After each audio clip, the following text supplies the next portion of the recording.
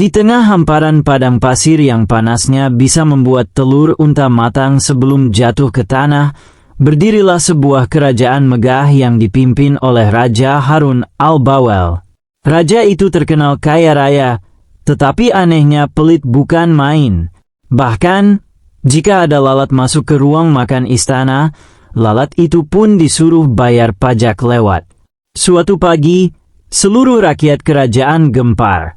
Di tengah gurun tandus yang biasanya cuma ditumbuhi semak kurus dan sandal hilang milik musafir, tiba-tiba muncul sebuah kolam berwarna keemasan. Airnya berkilau seperti emas cair terkena cahaya matahari. Orang-orang berteriak histeris sambil berlarian membawa ember, kendi, bahkan ada yang membawa bak mandi.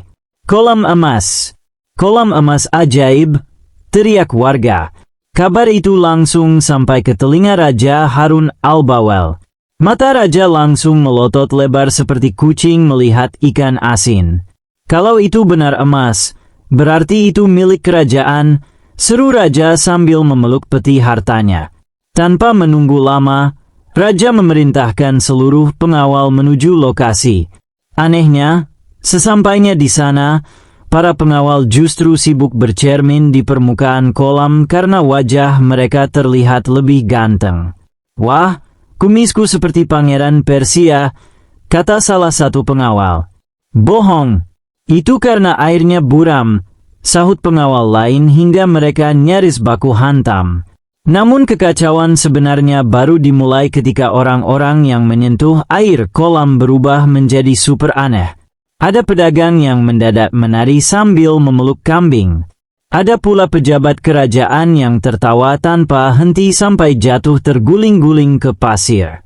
Melihat keadaan makin kacau, raja langsung memanggil satu-satunya orang yang menurutnya cukup gila untuk menyelesaikan masalah itu. "Panggil Abu Nawas," bentak raja. Tak lama kemudian, Abu Nawas datang dengan santai sambil membawa sendok sayur dan seekor ayam. Raja mengernyit. "Kenapa kau membawa ayam?" Abu Nawas tersenyum licik. "Karena biasanya, Yang Mulia, masalah besar di kerajaan ini selalu dimulai dari sesuatu yang tampak kecil dan konyol." Raja belum sempat menjawab, tiba-tiba ayam Abu Nawas melompat ke kolam emas, lalu berkokok seperti keledai. Semua orang terdiam. Lalu, seluruh kerajaan pun pecah dalam kekacauan dan tawa yang belum pernah terjadi sebelumnya. Matahari pagi menyengat padang pasir seperti wajan raksasa yang dipanaskan para jin.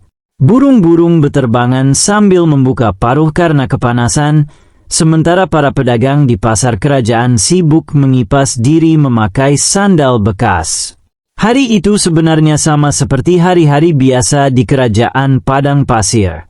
Para penjual kurma berteriak menawarkan dagangan, tukang sate unta membakar daging sambil batuk terkena asap, dan para pengawal kerajaan berjalan mondar-mandir dengan wajah sok gagah meski sebagian besar perut mereka lebih maju daripada dada. Namun semua berubah ketika seorang bocah penggembala kambing bernama Jali berlari dari arah gurun sambil menjerit histeris. "Emas! Ada kolam emas!" Pasar mendadak hening. Seekor kambing bahkan berhenti mengunyah kain jemuran. Semua mata langsung tertuju pada Jali yang ngos-ngosan sambil penuh pasir. "Kolam emas?" tanya seorang pedagang. "Iya, airnya kuning berkilau. Aku lihat sendiri," jawab Jali sambil melompat-lompat. "Jangan-jangan bocah ini habis minum susu basi," celetuk tukang roti. "Tidak, serius. Bahkan kambingku sampai bercermin di sana." Mendengar kata emas, warga pasar langsung berubah liar seperti ayam melihat jagung. Ember, kendi, karung, bahkan panci goreng dibawa orang-orang sambil berlari menuju gurun. Salah satu nenek tua sampai menyeret bat mandi kayu sambil berteriak, "Hari ini aku pensiun miskin." Tak lama kemudian, berita itu sampai ke istana. Saat itu Raja Harun al-Bawel sedang menghitung uang pajak sambil tertawa kecil. Satu kain untuk kerajaan, satu kain untuk kerajaan, semua untuk kerajaan. Seorang pengawal masuk tergesa-gesa hingga tersandung karpet. Yang mulia, gawat. Raja langsung memeluk peti uangnya. Ada pencuri. Bukan.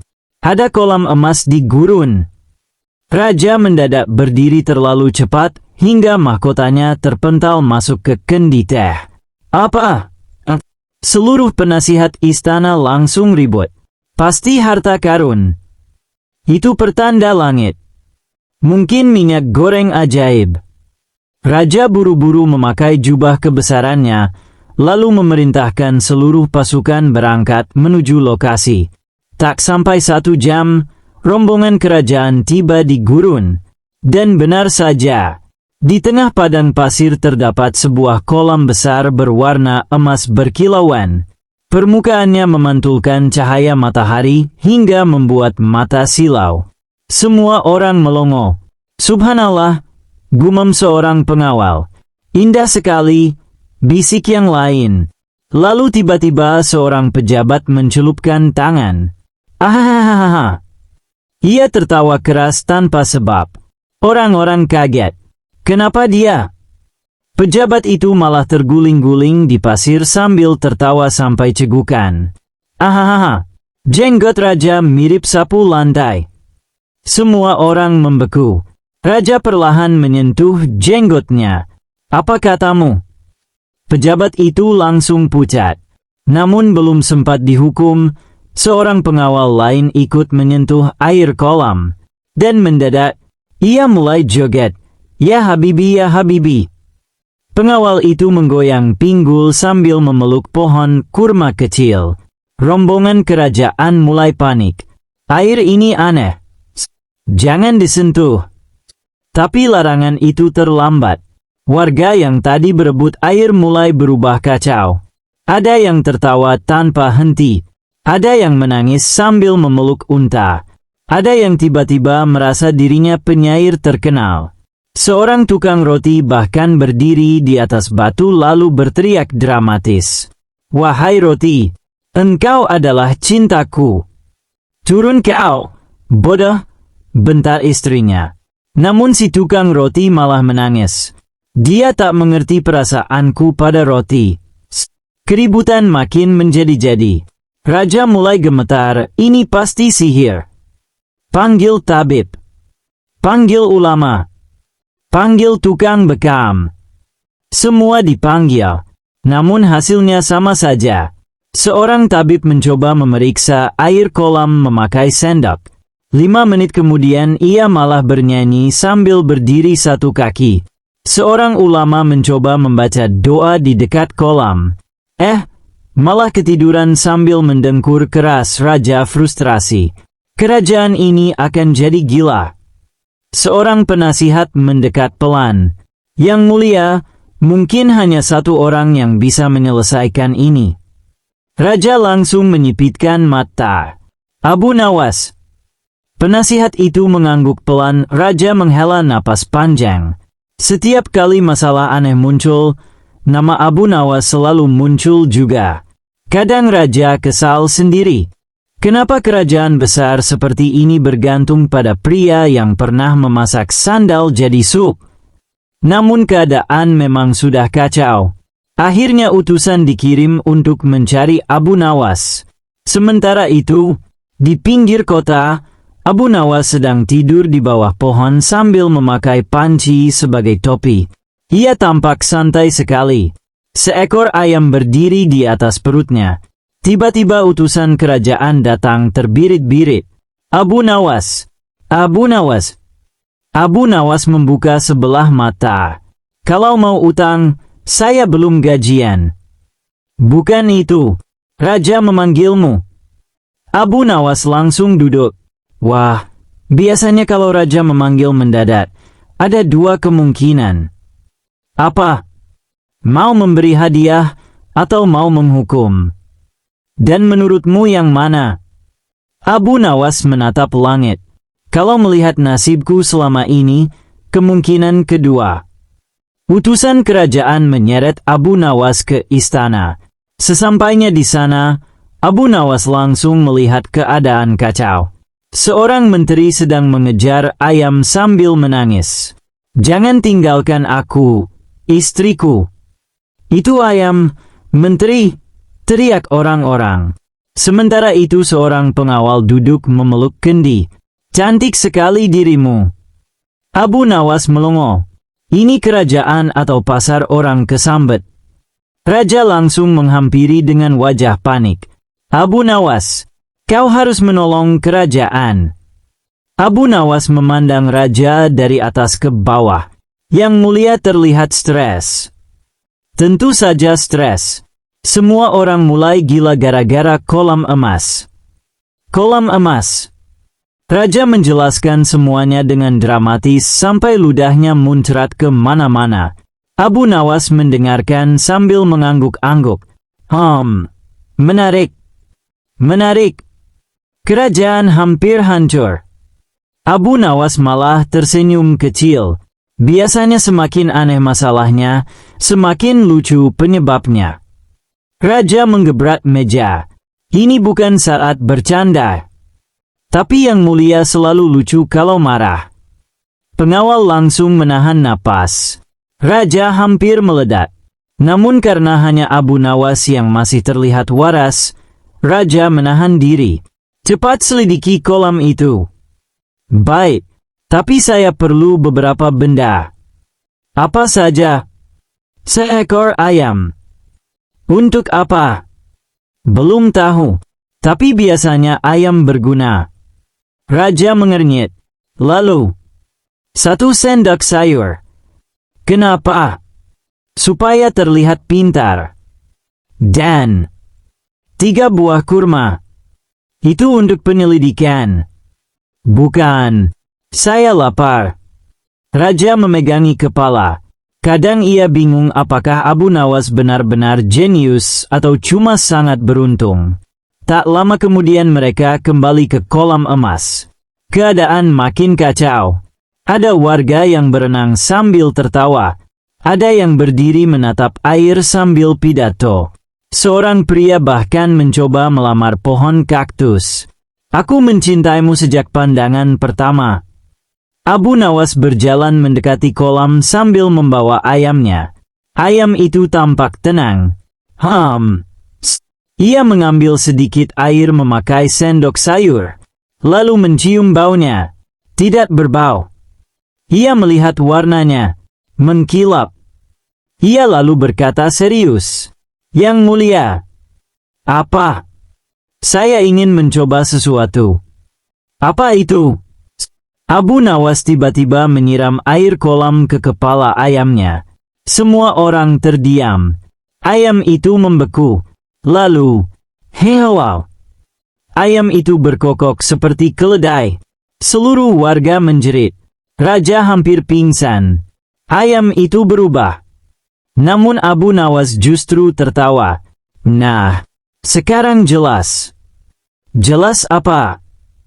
Abu Nawas mengusap jenggotnya. "Kolam ini tidak membuat orang gila." "Lalu?" "Kolam ini mengeluarkan kebodohan asli seseorang." Semua orang saling pandang. Raja melotot. "Maksudmu?" Abu Nawas menunjuk para korban. "Lihat saja. Yang suka joget jadi joget. Yang suka ngelantur jadi penyair. Yang kesepian melamar kaktus." Raja mulai berpikir, jadi, air ini seperti cermin isi kepala. Semua langsung hening. Seorang pengawal pelan-pelan menjauh dari kolam. "Kalau aku kena, jangan-jangan aku malah mengeong." Abu Nawas berjalan mengelilingi kolam. Ia memperhatikan pasir di sekitarnya. Tiba-tiba ia jongkok. Matanya menyipit. Apa?" Abu Nawas menunjukkan sesuatu. "Jejak roda." "Roda?" "Iya. Dan masih baru." Raja bingung. "Apa hubungannya?" Abu Nawas tersenyum licik. "Yang mulia, saya rasa kolam emas ini bukan muncul dari langit." "Lalu?" Seseorang membuatnya. Semua orang kaget. Buatan manusia. Abu Nawas mengangguk. Ia lalu mencelupkan jari ke air dan menjelat sedikit. Raja menjerit. Jangan diminum. Abu Nawas malah meringis. Manis. Manis. Dan ada rasa kunyit. Kunyit. Abu Nawas tertawa kecil. Yang mulia, saya mulai curiga ini ulah penipu. Penipu. Ya. Orang yang ingin membuat kekacauan agar rakyat percaya pada keajaiban. Raja langsung murka. Berani sekali. Abu Nawas bangkit perlahan. Tapi saya belum tahu siapa pelakunya. Tiba-tiba terdengar suara gaduh dari arah bukit pasir. Seorang pria berjubah emas datang sambil naik unta putih. Jenggotnya panjang. Cincinnya banyak. Dan suaranya menggelegar. Wahai rakyat! Semua orang menoleh. Aku adalah Syekh Al-Goldah, penjaga kolam emas suci. Abu Nawas langsung menyipitkan mata. Pria itu melanjutkan dengan dramatis. Siapapun meminum air kolam akan mendapat pencerahan jiwa. Di belakang Abu Nawas, seorang pengawal masih joget sambil memeluk tongkat. Abu Nawas berbisik kecil. Kalau itu pencerahan, saya takut melihat kegelapannya. Syekh Al-Goldah turun dari untanya dengan gaya sok agung. Namun, ia mengangkat tangan. Hanya orang yang memberi sedekah emas kepadaku yang bisa mendapat berkah sempurna. Warga langsung ribut. Pantas. Ini ustaz atau pedagang? Abu Nawas mulai tersenyum. Ia akhirnya paham, dan senyum itu membuat raja merinding. Karena setiap Abu Nawas tersenyum seperti itu, biasanya sebentar lagi akan ada kekacauan yang jauh lebih lucu. Malam itu, tenda besar milik Syekh Al-Goldah berdiri megah di dekat kolam emas. Di depannya, warga kerajaan mengantre sambil membawa uang, perhiasan, bahkan ayam. Siapa memberi emas, hidupnya akan penuh keberuntungan, teriak Syekh Al-Goldah dengan suara menggelegar. Seorang pedagang gemuk langsung menyerahkan kantong uang. Tolong doakan daganganku laris. Syekh itu mengangguk sok bijak. Besok daganganmu akan habis. Dan benar saja, besoknya dagangan si pedagang habis, karena dimakan kambing yang lepas dari kandang. Sementara itu, Abu Nawas diam-diam mengintai dari balik batu bersama raja. Menurutmu dia penipu? Bisik raja. Abu Nawas mengangguk santai. Lihat jenggotnya. Apa yang salah dengan jenggotnya? Itu miring. Raja bengong. Maksudmu? Orang sakti biasanya jenggotnya tenang. Itu jenggot bergerak sendiri kena angin.